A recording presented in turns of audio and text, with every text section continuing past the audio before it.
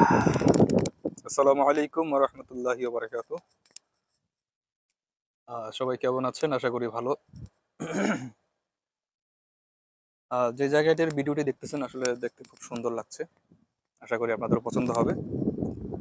তো এই এলাকাটি এখন মাত্র কনস্ট্রাকশন হচ্ছে, বিল্ডিং হচ্ছে।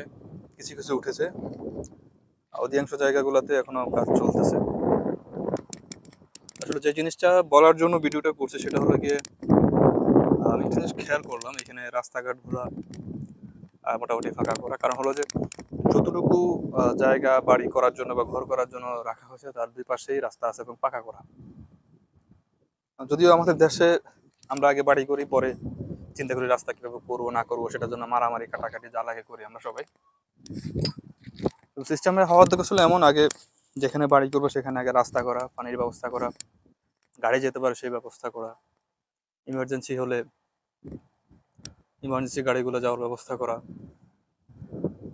তো আমি এই জিনিসটা আমার কাছে খুব ভালো লাগছে যে যদিও এখানে আপনার পানির ব্যবস্থাটা নিচে দেওয়া নয়, তারা পানি দিয়ে যায় প্রতিদিন গাড়িতে করে এসে। সেটার জন্য আলাদা পেমেন্ট করা লাগে। কারণ হলো যে যেহেতু এখনো এলাকাটা হয়নি, আর মরুর দেশে তো আপনার পানি পাওয়াটা ঝামেলা, কষ্টকর। যার জন্য তারা পানি গাড়িতে করে এলাকায় দিয়ে যায়। তবে আমার সবচেয়ে ভালো লাগছে যে বিদ্যুৎ লাইন আগে থেকে রেডি করা। দেখেন আমার পাশে এখানে বিদ্যুতের ট্রান্সফরমার এলাকায় কাজ চলছে, কিন্তু বিদ্যুৎ লাইন দেওয়া আছে। আর রাস্তাঘাট অবশ্যই আগে থেকে করা আছে। যদিও রাস্তাগুলো আবার ভাঙবে, আবার করবে, রাস্তাগুলো উঁচা নিচা হয়ে আছে, কিন্তু কারণ এখন তো তারা ওভাবে পার্মানেন্টলি রাস্তাগুলো করেনি। রাস্তার মাপ দিয়ে রাস্তার উপরে কাজটা করে রাখছে, যাতে বিল্ডিং কনস্ট্রাকশনের কাজ করতে গিয়ে গাড়ি আসা যাওয়া করতে পারে।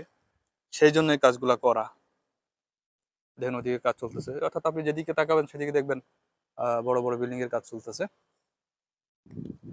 জায়গাটা খুব ভালো। আমি একটু উপরে উঠছি আপনাদেরকে দেখানোর জন্য। একটা পাহাড় ছিল, পাহাড় কাইটা এখান দিয়ে রাস্তা করা হয়েছে। তো এটাই দেখাচ্ছিলাম আপনাদেরকে যে তার আগে থেকে সতর্ক থাকে কিভাবে কি করবে। আর আমরা তো আগে বাড়ি করে ফেলি, পরে চিন্তা করি যে থাকার জায়গা আছে কিনা, ঢোকার জায়গা আছে কিনা, একটা গাড়ি যাবে কিনা, একটা হুন্ডা যাবে কিনা, একটা রিক্সা যাবে কিনা। আর এখানে দুইটা ট্রাক যেতে পারবে এমন রাস্তা তারা করে রাখছে। এই পাশে কিন্তু রাস্তা না করলেও, কারণ ওই পাশে রাস্তা আছে, যে পাশেও রাস্তা আছে, অথচ এখানে বিল্ডিং হবে, তারা যাতে দুই দিক দিয়ে আসা যাওয়া করতে পারে সেটার ব্যবস্থা করা হয়েছে। তো সবাই ভালো থাকবেন। আসসালামু আলাইকুম ওয়া রাহমাতুল্লাহি ওয়া বারাকাতুহু।